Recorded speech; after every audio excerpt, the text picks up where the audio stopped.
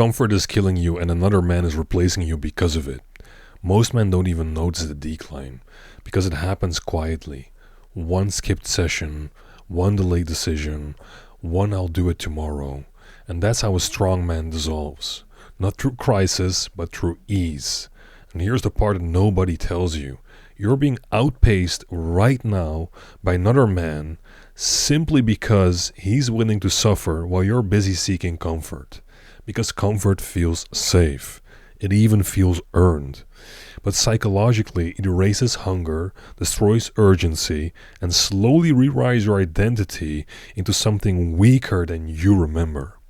And if you don't understand the mechanics behind that, the biology, the psychology, the identity decay, you'll wake up one day and genuinely not even recognize yourself. Today I'll show you why comfort rewires your brain, how it silently removes your edge, and how to rebuild the version of you that used to feel inevitable. This might be the most important lesson about discipline you'll ever hear. For this training, I chopped it up into 12 sections. First, the invisible decline, why comfort feels safe but destroys you, the biology of stagnation, identity decay inside comfort, the illusion of safety, the physics of growth, the discomfort threshold, the modern trap, controlled hardship, rebuilding yourself through stress, the protocol, and action and integration. Comfort feels innocent when it arrives. It feels deserved. It even feels earned. You tell yourself you deserve a break, a moment of ease, a pause in intensity.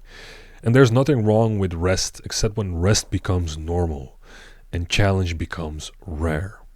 The decline does not announce itself. It whispers. It creeps.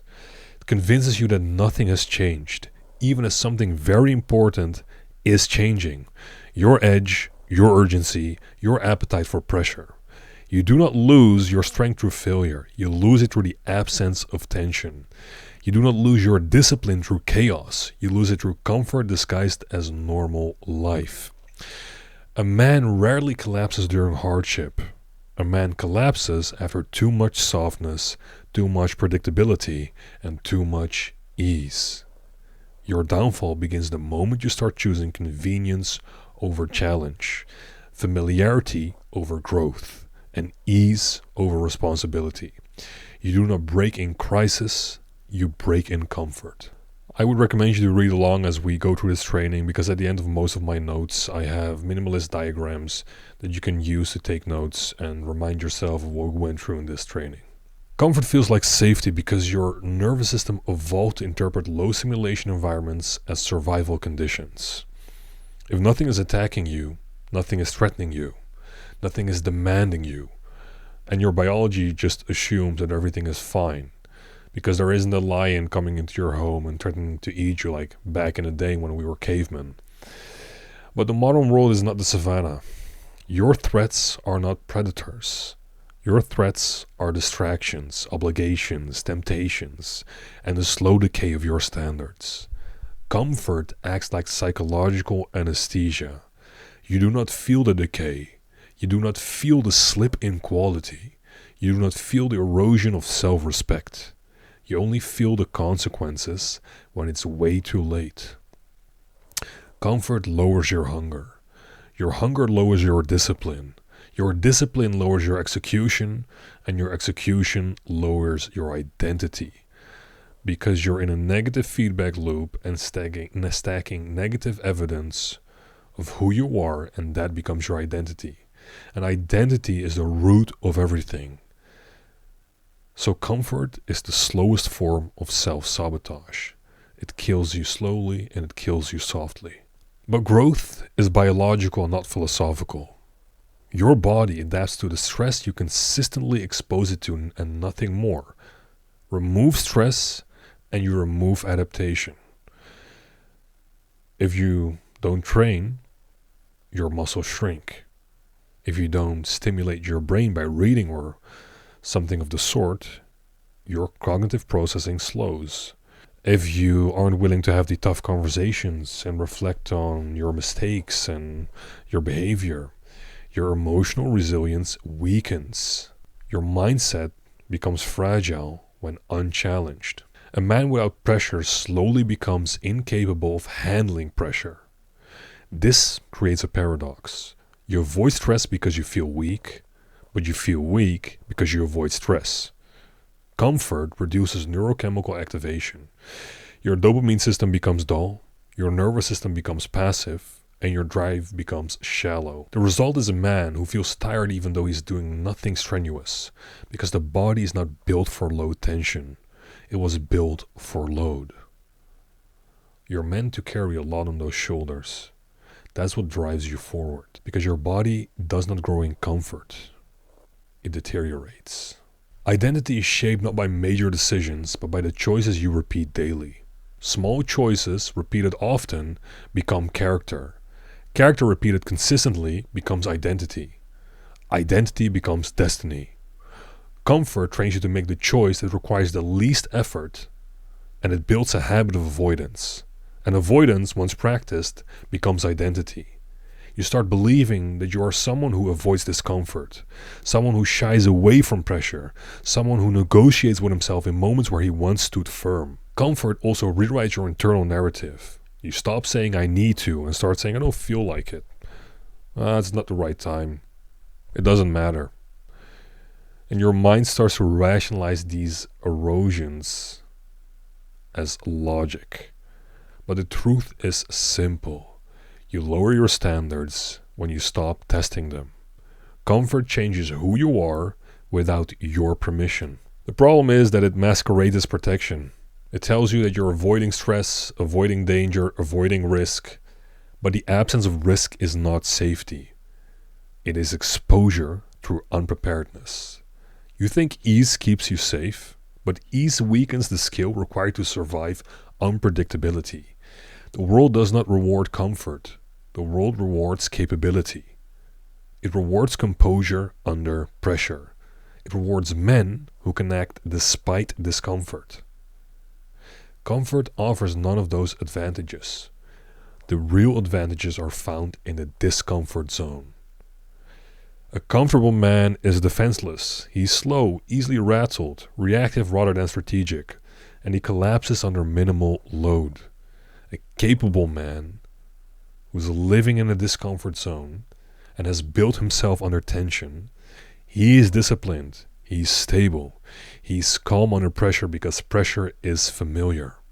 Comfort is not safety, capability is safety. All growth is governed by a single law. Stress plus recovery is adaptation. If you remove the stress, you remove the stimulus for adaptation. Remove recovery, and you create burnout. Comfort removes stress entirely. It tricks you into believing that intention alone produces progress. But intention without resistance is just fantasy. At that point, you're just dreaming.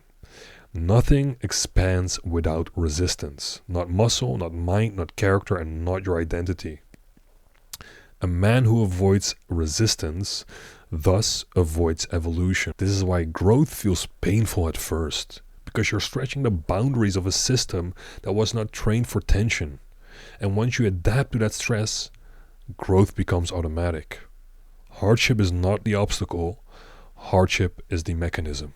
Every man has a threshold for discomfort. That threshold determines how far he can go in life. Weak men collapse when discomfort begins. Strong men begin when discomfort begins. Your threshold is built through exposure. Not extreme exposure, not reckless exposure, but controlled, deliberate, and consistent exposure. When you repeatedly expose your mind and body to discomfort in manageable doses, something very powerful happens. Your nervous system becomes accustomed to tension. Your emotional stability increases. Your cognitive endurance grows. And your decision-making sharpens. A wider discomfort threshold means you can handle more life, more stress, more responsibility, more ambition, and more pressure. A narrow threshold means you avoid life. So your life expands or contracts based on your comfort with discomfort. Modern life is engineered to remove friction. You get everything at a moment's notice. Instant food, instant entertainment, stimulation, validation, dopamine. You get what you want, when you want it, how you want it, whenever you want it, how often you want it. And you don't have to do any real effort for it. But the problem is not convenience itself. The problem is that convenience numbs the system responsible for discipline, hunger, and self-respect.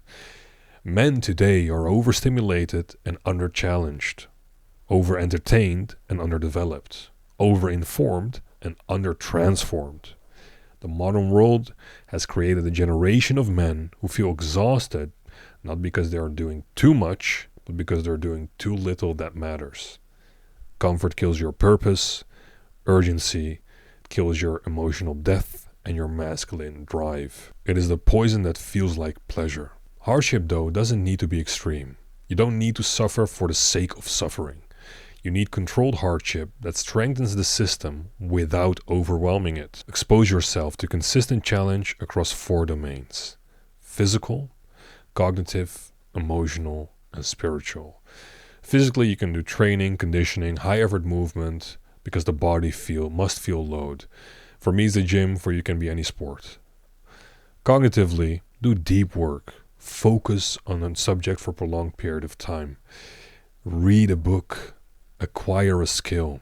The mind must feel demand. Emotionally, have difficult conversations. Set your boundaries. Confront your fears. The heart must feel courage. Spiritually, practice stillness. Reflect. Sit in silence. Meditate. Put your phone away and see where your mind takes you when nothing around you is happening. Just stare into the abyss, have no stimuli, and see where your mind takes you. You might find out real interesting stuff. Stress, when chosen intentionally, transforms the nervous system. Your brain becomes sharper, your attention becomes deeper, your emotion becomes less reactive, and your confidence becomes grounded in evidence rather than fantasy. Become the man who handles pressure instead of the man who avoids it. Confidence is not a feeling you wait for. Confidence is a memory of competence. It's your brain saying, I've handled this before. Confidence is proof and not emotion. Comfort can never give you proof. Only confrontation can. So with this reframe, you're no longer afraid of confrontation because you now understand that that's exactly what serves you. Here's the simplest way to rebuild yourself.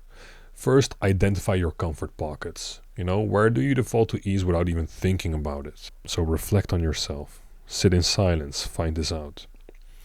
Introduce microstressors. A small daily action above your normal capacity. This is how you expand your comfort zone. Then do one hard thing every day without negotiation. No ifs, ands, or buts. Stick to it. Track your adaptation. Notice the proof, record the progress, and reinforce your identity by acknowledging it. Increase the difficulty every 3 months. Don't do it too soon. You can if you feel like it, but if you do too much too soon, you'll stop. Whereas if you don't do that and you do the inverse, you want more of it and you keep at it. Anchor it to purpose, because a man without purpose collapses under pressure. You're lost. A man with purpose uses pressure to become unstoppable. So for the next 7 days, choose one comfort behavior that weakens you. Replace it with one discomfort ritual. Keep it small but absolute. Track it nightly. Raise the difficulty every 7 days. Repeat until discomfort becomes normal. Your comfort zone is a cage disguised as a gift because it feels so comfy. Your discomfort zone is the place where the man you're trying to become is waiting.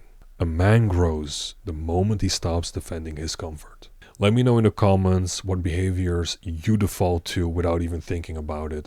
I want to hear them.